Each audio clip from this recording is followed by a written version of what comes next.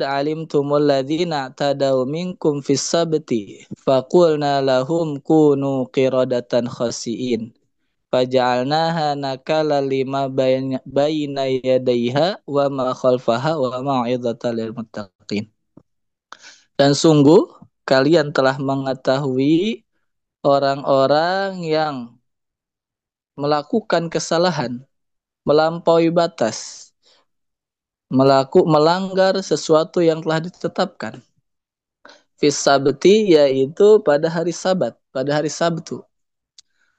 Fakulna lahum kunu qiradatan khasiin. Maka kami katakan kepada mereka, orang-orang yang melakukan pelanggaran kemaksiatan tersebut, kunu qiradatan khasiin. Jadilah kalian semua kerak-kerak, bahasa kita monyet ya, khasiina, yang hina. Faja'alnaha nakala lima baina yadaiha. Maka kami jadikan kisah tersebut, Ashabus Sabat, nakalan, menjadi peringatan, lima baina yadaiha, bagi umat setelahnya, bagi umat yang ada pada saat itu, wa ma khalfaha, dan umat yang ada setelahnya, wa mau'izatan, dan menjadi mau'izah, menjadi pelajaran, til muttaqina, bagi orang-orang yang bertakwa. Masyiral muslimin wa zumratal mu'minin rahimakumullah. Ibu bapak ikhwan dan akhwat yang dimuliakan oleh Allah. Salah satu metode pendidikan di dalam Al-Quran adalah melalui kisah. Ketika Allah menjelaskan perintah, biasanya dibarengi, walaupun tidak beriringan dengan perintah tersebut, dibarengi dengan kisah, pelajaran mengenai orang-orang yang melakukan perintah tersebut berikut dengan kemuliaan-kemuliaannya. Begitu pula sebaliknya, ketika Allah menjelaskan suatu larangan, berbicara mengenai larangan, dibarengi, walaupun tidak beriringan, dibarengi dengan kisah akibat pelanggaran terhadap larangan-larangan tersebut. Kisah-kisah dari umat-umat terdahulu. Inilah metode pendidikan Al-Quran. Yaitu Al-Quran mendidik manusia, Allah maksudnya mendidik manusia dengan perintah dan larangan. Berikut memberikan contoh kisah-kisah bagaimana akibat orang yang taat, bagaimana akibat orang yang tidak taat terhadap perintah dan larangan tersebut. Termasuk di dalam Al-Baqarah 65 dan 66 ini, Allah berkisah menyebutkan kisah Ashabus Sabat, orang-orang yang pada hari Sabat. Para ulama mufassirin menyebutkan kisah ini terjadi di zamannya Nabi Daud. Yaitu di suatu kota, di suatu desa yang bernama Ailah. Di mana desa ini ada di pesisir, di kawasan pesisir pantai, di mana mayoritas penduduknya adalah mencari kerja, bersandar kepada menangkap ikan sebagai nelayan. Nah, Allah berkisah bahwa di antara syariat Bani Israel terdahulu adalah Allah menghususkan hari Sabtu itu hari yang khusus untuk ibadah. Hari yang khusus untuk ibadah. Jadi pada hari itu dilarang melakukan semua aktivitas kecuali ibadah kepada Allah Azza wa Jalla saja. Sebagaimana kita pada saat ini umat Nabi Muhammad SAW seperti kita pada hari Jumat sekarang, tetapi kita tetap diperbolehkan melakukan melakukan pekerjaan yang lain kecuali ketika telah datang panggilan untuk sholat Jumat.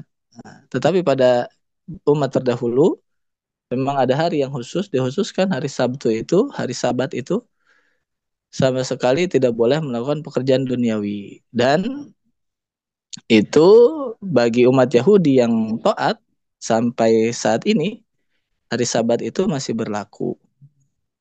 Jadi pada saat itu ketika penduduk Ailah ini mendapatkan larangan untuk bekerja di hari Sabtu, pada mulanya mereka itu taat terhadap perintah nabinya. Mereka tidak keluar mencari ikan, mereka hanya ibadah di rumahnya saja masing-masing. Tetapi kemudian muncul pemikiran di dalam eh, pada orang-orang Ailah itu, jika kami tidak bekerja di hari Sabtu ini, tidak menangkap ikan di hari Sabtu ini, alangkah sayangnya. Mengapa? Karena di satu sisi tadi Allah memberi perintah, Allah memberi larangan, Allah memberi kisah, contoh-contoh. Tetapi di satu sisi juga seringkali ketika Allah memberi perintah dan larangan, Allah pun memberikan ujian. Apa ujiannya dari Allah kepada penduduk Ailah ini? Ternyata justru di hari Sabtu itu ikan begitu melimpah. Hingga dikatakan air itu tertutupi oleh ikan. Saking banyaknya ikan pada hari Sabtu. Walaupun memang disebutkan di selain hari Sabtu pun memang penduduk Ailah ini diberkahi rezeki oleh Allah dengan ikan yang melimpah. Tetapi tidak sebanyak, tidak semelimpah ikan yang ada pada hari Sabtu. Wah, ini ujian dari Allah. Memang seperti itulah kita hidup sering kali. Allah memberikan ujian sesuatu yang dilarang, tetapi justru terlihat pada pandangan kita itu berupa kenikmatan, sangat nikmat dan lain sebagainya. Be, ber, be, Begitu juga perintah yang diperintahkan, sesuatu yang diperintahkan seringkali diberikan ujian, berdampak menurut kita berdampak mendapatkan sesuatu yang kita tidak inginkan. Inilah semua ujian dari Allah. Sehingga pada akhirnya mereka mencari cara, bagaimana caranya supaya kita tidak menangkap ikan secara langsung pada hari Sabtu itu, tetapi kita tetap bisa mendapatkan ikan. Tetapi ikan yang ada pada hari Sabtu itu tidak kembali lagi ke laut. Akhirnya mereka membuat tipu daya. Nah, ini kalau masuk ke pembahasan fikih itu ada istilah membuat hilah. Hilah itu bagaimana caranya sesuatu yang tidak boleh menjadi boleh. Dalam fikih itu ada semacam pembahasan seperti itu. Hilah yaitu bagaimana caranya kita merekayasa hukum, bukan merekayasa dalam arti ini ya, tetapi bagaimana caranya kita mencari celah hukum itu yang tadinya uh, tidak boleh menjadi boleh. Akhirnya mereka membuat semacam tipu daya, membuat hilah semacam itu. Apa yang mereka lakukan? Mereka buat saluran air. Jadi dari pantai itu mereka buat saluran air supaya ikan yang datang hari Sabtu itu masuk ke saluran air tersebut. Kemudian mereka membuat semacam bahasa kita empang ya, kolam yang agak jauh dari pantai. Tapi tadi dia buat dulu aliran airnya, buat galangan ya istilah kita. Sehingga kemudian ikan yang datang hari Sabtu itu masuk ke aliran air tersebut sehingga terkumpul semua di kolam. Coba bayangkan bagaimana yang mereka lakukan. Dan barangkali menurut mereka adalah tidak melanggar larangan Allah. Karena mereka kenyataannya tinggal di rumah. Tidak menangkap ikan secara langsung. Tetapi sebelum hari Sabtu itu datang tadi, mereka melakukan itu. Ini dinamakan dalam dalam salah satu istilah fikih disebut hilah. Yaitu merekayasa hukum. Akhirnya apa? Akhirnya Allah beri peringatan kepada mereka, para penduduk di kota Ailah itu sebagian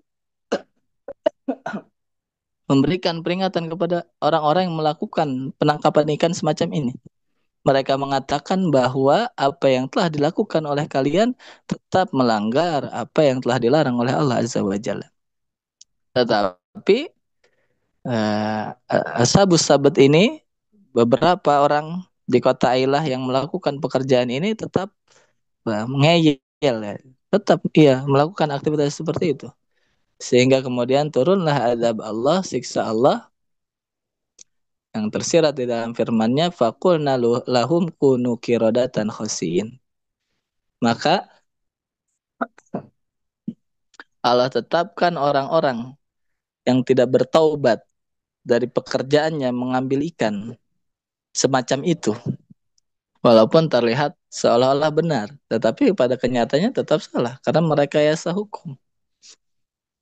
Dijadikan mereka qiradatan khasiin, dirubah rupanya, al-mashu, dirubah rupa mereka menjadi qirodah, menjadi kera, menjadi monyet. Menurut sebagian ulama, yang orang-orang muda dari mereka yang melakukan perbuatan ini menjadi kera, sedangkan yang usianya tua, orang-orang tua dari mereka yang melakukan pekerjaan ini menjadi dijadikan babi. Tetapi Ibnu Abbas mengatakan dan semua ulama pada umumnya, jumhur ulama mengatakan eh, orang-orang yang menjadi kera dan babi ini tidak hidup abadi, tidak hidup sekian lama. Ini untuk menolak anggapan adanya evolusi manusia dari kera itu. Bahwa memang ada peristiwa dalam sejarah suatu kaum dijadikan kera, tetapi mereka itu hanya hidup 3 hari. Menurut Ibnu Abbas, karena setelah menjadi kera itu mereka tidak makan dan tidak minum dan tidak mampu apa berkembang biak. Kemudian wafatlah, meninggal. Ada lagi pendapat yang lain menyebutkan hidup selama 7 hari. Tetapi yang paling kuat adalah pendapatnya Ibnu Abbas, mereka hanya hidup selama 3 hari saja. Nah, inilah apa yang Allah firmankan di ayat 66, dikutip di dalam Fadlus Syuhur tadi telah disebutkan faja'alnaha nakala lima baina yadaiha. Kisah ini, kisah penduduk Sabat, penduduk Ailah di hari Sabat, di hari Sabtu ini dijadikan oleh Allah, diabadikan oleh Allah di dalam Al-Qur'an bahwa di dalamnya terdapat ibrah, terdapat pelajaran yang begitu penting. Bahkan jika direnungi, ini adalah mau'izah, nasihat bagi orang yang bertakwa tadi, sesuatu yang dapat melunakkan hati yang keras, yang dapat apa mencairkan mata yang beku, sulit menangisi dosa-dosa dan sebagainya. Ini adalah contoh nyata bagaimana akibat orang-orang yang melakukan pelanggaran maksiat terhadap kepada Allah meskipun terlihatnya apa tidak melakukan secara langsung. Ini bagi kita para murid adalah pelajaran bahwa terhadap perintah dan larangan yang datang dari agama itu dari Allah dan Rasulnya, berikut pewaris Rasulnya, yaitu sekarang Hadratus Syekh Muhammad Abdul Ghosef Masud sebagai guru mursyid kita. Itu adalah perintah dan larangan yang datangnya dari agama. Maka seyogianya bagi kita para murid menerima perintah dan larangan dari guru mursyid, kita terima apa adanya. Apa yang diperintahkan kita kerjakan semampu kita. Apa yang dilarang oleh guru mursyid juga kita tinggalkan semampu kita, sekemampuan kita.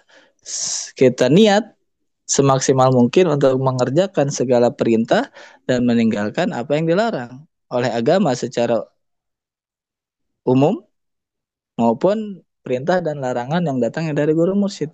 Janganlah kita mencoba seperti apa yang dilakukan oleh Ashabul Ailah ini tadi. Merekayasa, membuat hilah. Apa yang tidak boleh kita carikan dalil-dalilnya. Bahkan apa yang diperintah kita carikan alasannya supaya kita tinggalkan. Nah, jika memang kita tidak mampu, ya lebih baik kita bicara kita belum mampu dan tidak mampu daripada kita istilahnya berdalih atas ketidakmampuan kita mengerjakan perintah ataupun ketidakmampuan kita meninggalkan larangan. Kata ulama sufi, ini diantara hikmahnya dalam tasawuf adalah sebagaimana dulu ashabul ailah dirubah, al-mashu dirubah rupanya, begitu pula orang mukmin pada umumnya dan para salik pada khususnya, siapa saja yang eh, apa tidak melakukan ketaatan dan berusaha tadi untuk merekayasa hukum, maka akan dimashu, akan dirubah, tidak rupanya, tetapi secara maknawi, sifat-sifat rohaninya, yang tadinya malas, yang tadinya semangat ibadah, barangkali karena tadi kita berusaha merekayasa hukum, berdalih dan lain sebagainya, bisa hilang semangat ibadahnya. Ini termasuk tadi pelajaran yang didapat, mauidhah yang ada pada Al-Baqarah ayat 65 dan 66, kisah nyata dari Ashabul Ailah, penduduk kota Ailah yang hidup di zaman Nabi Daud, untuk menjadi pelajaran bagi kita semua. Apa wa ma atakumur rasulu fakhudhuhu wa ma nahakum anhu fantahu. Apa yang dibawa oleh Rasul, baik Rasulullah Muhammad SAW ataupun sekarang Rasulillah, utusannya Rasul, yaitu sekarang Hadratus Syekh Muhammad Abdul Wasaifullah Masul, fakhuzuhu, kita ambil apa yang datang dari guru mursyid, wa manahakum anhu fantahu, apa yang dilarang oleh guru mursyid sebaiknya segera kita tinggalkan. Kalaupun kita belum bisa meninggalkannya, janganlah kita berdalih, berusaha untuk membenarkan apa yang telah dilarang oleh guru mursyid yang masih kita lakukan saat ini. Itu saja yang kami sampaikan pada kesempatan pagi hari ini. Kami haturkan banyak terima kasih kepada para ikhwan akhwat yang telah uh, membantu terselenggaranya manakib pada pagi hari ini, wabil khusus kepada Bunda Haya, kepada Kiai Imam, kepada semua para wakil talqin. Semoga kita semua senantiasa diberikan kesehatan dan kesuksesan dalam setiap urusan kita. Hadanallahaikum ajma'in. Wassalamualaikum warahmatullahi wabarakatuh.